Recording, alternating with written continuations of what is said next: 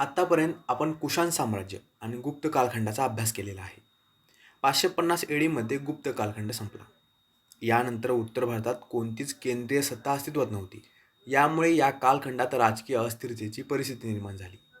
यानंतर हर्षवर्धन यांचा कार्यकाळ सुरू झाला. हर्षवर्धन यांचा सुद्धा काही ना काही संबंध गुप्त काळाशी आहे. गुप्तांच्या साम्राज्यात स्थानिक राज्य गुप्तांचे प्रतिनिधी म्हणून कार्य करायचे. यामध्येच एक होते पुष्यमित्र. यांनाच वर्धन म्हणून सुद्धा ओळखलं जातं. गुप्त साम्राज्याचा उत्तरार्ध सुरू झाला आणि याचा फायदा घेत पुष्यभूतींनी आपले साम्राज्य स्वतंत्र असल्याचं घोषित केलं. पुष्यभूतींनीच या साम्राज्याची स्थापना केली होती. पण प्रभाकर हे या साम्राज्याचे पहिले महत्त्वाचे सम्राट मानले जातात. यांना 2 मुले होती, राजवर्धन आणि हर्षा. आता या तिघांच्या कार्यकाळात कोणत्या घटना घडल्या हे पाहूया. सुरुवातीला सम्राट प्रभाकर. नकाशात तुम्हाला स्थानेश्वर दिसत असेल. याचे स्थान दिल्लीच्या उत्तरेला आहे. स्थानेश्वर ही पुष्यभूतींची राजधानी होती. या हिरव्या रंगाने रंगवलेल्या भागावर यांची सत्ता होती. यानंतर राजवर्धन सम्राट बनले. यांना आपल्या शेजारील साम्राज्यांशी चांगला संबंध ठेवायचा होता. मोखरी हे यांचे शेजारील राज्य होतं. या मोखरी राज्यात अयोध्या, कनौज आणि मथुरासारखी महत्त्वाची शहरे होती. कनौज ही यांची राजधानी होती.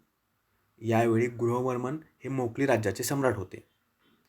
राजवर्धन यांनी गृहवर्मन यांच्या घराण्याशी वैवाहिक संबंध प्रस्थापित करण्याचा विचार केला आणि पुढे जाऊन राजवर्धनने आपल्या बहिणीचा विवाह गृहवर्मनशी केला. पण ही गोष्ट माळवाचे राजे देवगुप्त आणि बंगालचे सम्राट शशांक यांना आवडली नव्हती. या दोघांनी कट रचला आणि गृहवर्मनची हत्या केली. गृहवर्मनचा आणि आपल्या बहिणीचा बदला घेण्यासाठी राजवर्धनने देवगुप्ताला ठार केलं.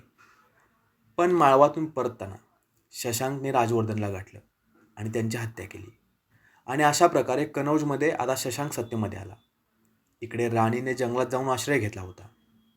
तर या घटना राजवर्धन यांच्या कार्यकाळात घडल्या होत्या. 606 एडीमध्ये हर्षा यांचा कार्यकाळ सुरू झाला. राजा झाल्यानंतर यांच्यासमोर 2 मोठी आव्हाने होती. आपल्या भावाचा बदला घेणे म्हणजे शशांकचा पराभव करणे आणि दुसरे आव्हान म्हणजे त्याची बहीण जंगलात वास्तू करत होती, तिला वाचवणे. पहिला त्यांनी त्यांच्या बहिणीला वाचवण्याचा निर्णय घेतला. त्यांनी जंगल गाठलं आणि त्यांच्या बहिणीला परत आणलं. आता शशांकला पराभूत करण्याची वेळ होती. या दोघांच्या संघर्षाआधी आपण शशांकबद्दल थोडी माहिती घेऊया. शशांक हा एक शिवभक्त होता. तो बौद्ध धर्माला सुद्धा विरोध करायचा. त्याने गयामधल्या बोधी वृक्षाला सुद्धा तोडलं. आता हर्षाने शशांकला पराभूत करून आपला बदला कसा पूर्ण केला हे पाहूया. नकाशात तुम्हाला माळवा प्रदेशाचे स्थान दिसत असेल. माळवाच्या राजाला म्हणजे देवगुप्ताला हर्षाच्या भावाने पराभूत केलं होतं. म्हणजे माळवा पुष्यभूतींच्या ताब्यात होतं. त्यामुळे हर्षाने थेट कनौजवर आक्रमण केलं, शशांकचा पराभव केला आणि कनौज आपल्या ताब्यात घेतलं. यानंतरही हर्षा थांबला नाही. त्यांनी वल्लभीचे सम्राट ध्रुवसेनशी संघर्ष सुरू केला. यामध्ये ध्रुवसेनचा पराभव झाला आणि अशा प्रकारे वल्लभीसुद्धा पुष्यभूतींच्या साम्राज्याचा एक भाग बनलं. यानंतर हर्षाने नर्मदा नदी पार करून चालुक्यांवर आक्रमण करण्याचा विचार केला. ही हर्षाची सर्वात मोठी लष्करी मोहीम होती. आता याने चालुक्यांवर आक्रमण केलं. यावेळी पुलकेशी दुसरा हा सम्राट होता. पण यामध्ये हर्षाला अपयश आलं.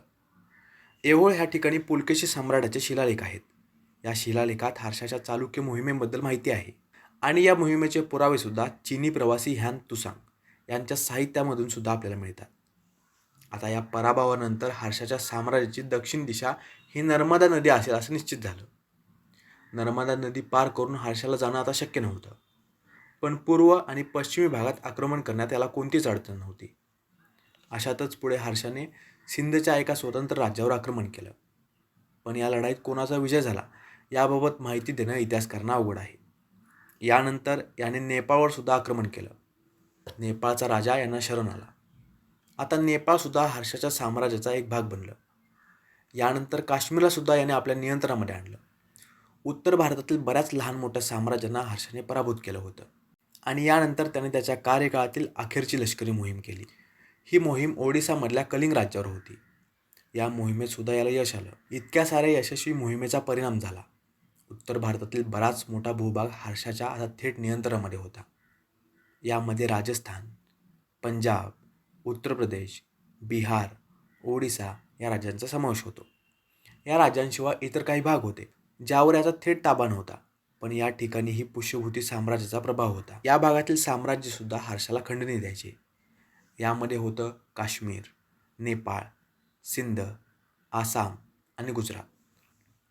तर आत्तापर्यंत आपण हर्षवर्धन सम्राटाचा कार्यकाळ आणि पुष्यभूती साम्राज्याची स्थापना याबद्दलची माहिती घेतली. आय होप हा व्हिडिओ आपल्यासाठी इन्फॉर्मेटिव्ह असेल. प्राचीन भारताच्या इतिहासातील अशीच माहिती मिळवण्यासाठी बुक्स धाव प्लेलिस्टला फॉलो करा. Thank you for watching and supporting books धाव.